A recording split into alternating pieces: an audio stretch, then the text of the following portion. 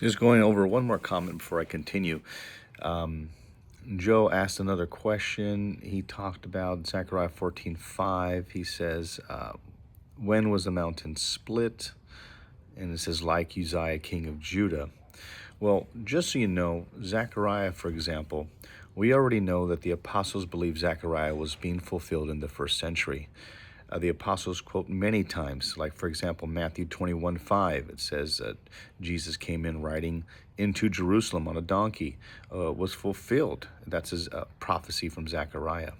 Also, we have Zechariah 12:10, fulfilled in Revelations 1:7 and 8. In John 19:37, they shall look upon me whom they have pierced. And also it's a fulfillment in the first century. Revelation chapter 1:7 and 8, it says they will, every eye shall see him. All those that pierced him shall wail because of him, right? They will cry, right? And so the ones that pierced Jesus is exactly the ones who would see Jesus in his coming. Now, if we already assume the coming of the Lord means something that is completely physical, well, it is in the sense of the destruction and the effects of the coming of the Lord, but it's not necessarily that someone is going to see physical Jesus, let's say a 6-foot man, riding around on a cloud, right? Like a surfboard, all into the sky so that every eye sees him. And every eye that doesn't see him, because maybe they're in the bathroom or they're home, he's going to make sure they see him by flying past them. This is not what the coming of the Lord means in the Bible. Nowhere does it describe the coming of the Lord in that way. Many times in the Old Testament, God came to different nations, Egypt, Babylon, many nations. I could give you a list of them, and you will see that the coming of the Lord was always had a physical effect on a nation. So let's say God bring judgment to the United States, and it was a really bad judgment, God forbid. There would be physical effects of the coming of the Lord.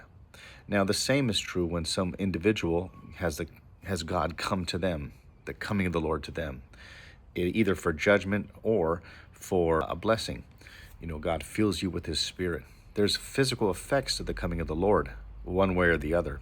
And when God is judging a person or judging a nation, there is physical effects. The same is true which would happen in Egypt. God came to Egypt, the Bible says in the Old Testament. God came to Assyria. God came to Babylon. And over again in the Old Testament, God came. And so using that same terminology in the New Testament, Jesus is saying the same thing. When he predicts to the high priest Caiaphas, you will see the Son of Man sitting at the right hand of power and coming in the clouds of heaven. He's predicting it to them, those people right in front of him in the first century, those who were crucifying him, those who were going to pierce him, right? They would see the coming of the Son of Man on the clouds of heaven in power and glory, right? Revelation chapter 1:7 and 8 says the exact same thing. He says, to those who pierced him, right? That's who the judgment is coming to, those who pierced him, those who put the nails in his hands, or who have the power to put the nails in his hands. We could see that Peter accused the unbelieving Jews as the ones who pierced him and put him to death, according to Acts chapter 2. I don't want to belabor the point, but the Zechariah prophecies are fulfilled in the first century. Matthew 26:31 quotes Zechariah, strike the shepherd and the sheep shall scatter. He says, when did the mountain split? Well, let me just read the passage from Zechariah chapter 14. Behold, the day of the Lord is coming, and your spoil will be divided in your midst. So the spoil will be divided. For I will gather the nations to battle against Jerusalem. The nations, this means the Gentiles. That's what the nations mean. The city shall be taken, the houses rifled, and the women ravished. Half of the city shall go into captivity, but the remnant of the people shall be cut off from the city. Then the Lord will go forth and fight against those nations, or those Gentiles, as he fights in the day of battle. And in that day his feet shall stand on the Mount of Olives, which faces Jerusalem on the east. And the Mount of Olives shall be split in two, from east to west, making a very large valley. Half of the mountain shall move toward the north, and half toward the south. Then you shall flee through my mountain valley. For the mountain valley shall reach to Azael. Yes, you shall flee, as you fled from the earthquake in the days of Uzziah, king of Judah. Thus the Lord my God will come, and all the saints with you, or with him is a variant, textual variant.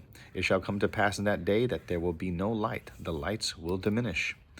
Well, this was all happening, prediction, happening in the first century when the Roman armies gathered together against Jerusalem. This is the same prophecy that Jesus was predicting in Matthew 24, Luke 21, and Mark 13. Verse 7 says, "It shall be one day which is known to the Lord, neither day nor night, but at the evening time it shall happen that it will be light." And so this is the same thing Jesus says, that no one knows but the Father, right? And Jesus in the incarnation is limiting himself to the incarnation to not know certain things except what the Father reveals to him. Remember, the Father is fully dwelling in Jesus Christ. And so just wanted to point that out about Zechariah. This is a prophecy fulfilled in the first century. You might say, oh, when did the mountains split? Well, you could either take it literally or symbolically.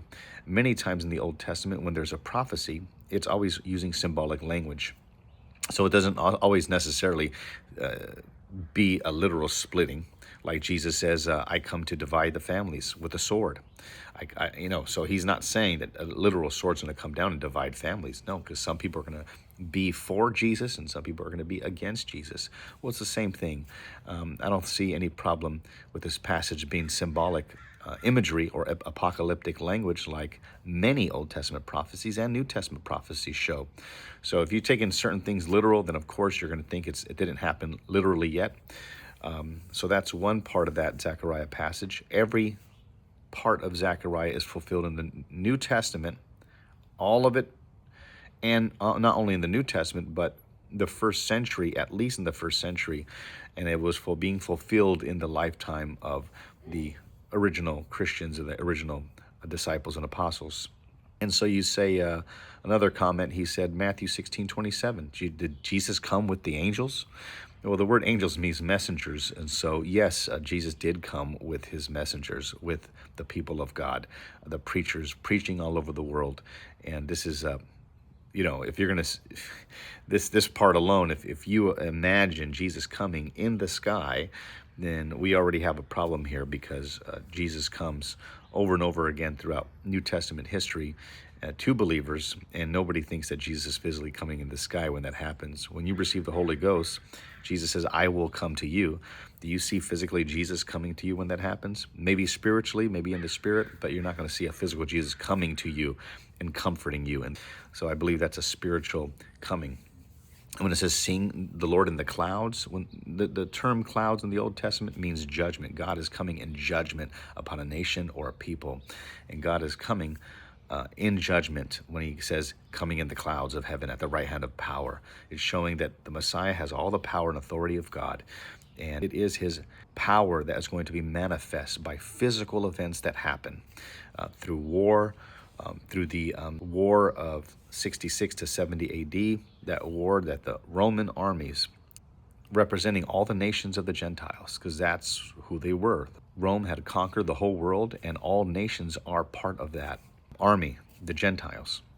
Another criticism is that preterists think that the book of Revelation is exclusive to the church for that time. Well, to interpret it properly, you're going to have to ground it in historical history first. You have to ground it in history first. You cannot just say it's referring to you or to your future, because the original audiences suppose it would be in their future. So unless you believe there's prophecies that they were expecting for them that never happened, I don't believe that. I believe everything that Jesus and the apostles revealed to the churches of Asia were fulfilled in the time frame that he said. Or else, again, me and you have a different view of prophecy, that it's not, we're totally on different pages. I believe the Bible predicts things exactly like it says it does, and in the meaning that the prophecies are given. So not, sometimes it's literal, sometimes it's not. It depends on how it's used and how it's fulfilled. And then the time frame, whenever he says it would happen, is going to be in the time frame that he says it. If you see it and you say, oh, I didn't expect this, well, you're doing exactly like the Jewish people did, the unbelieving Jews, who seen Jesus coming and fulfilling prophecy, but not fulfilling prophecy in the way that they expected. So there's another problem there. We're assuming something the Bible is not assuming. And so I don't want you to be misled by prophecy that you're taking literally, when the intention of the author is never meant to be taken literally, just like many other Old Testament prophecies. So you're going to have to take it in a poetic way or a dramatic way, like many writers do. So I do not believe that the book of Revelation is all about all of human history. No, it's about the human history leading up to the new covenant. The end of the book of Revelation 22 is showing that the new covenant is in place. The Spirit of God flows from the throne of God and the Lamb. And it's filling believers all over the nations. And all those that come into the kingdom or into the city that it's called, the New Jerusalem, have the benefits of the new covenant. So I think that's where, again, we're interpreting it differently there. The dispensations of time lead up to the new covenant.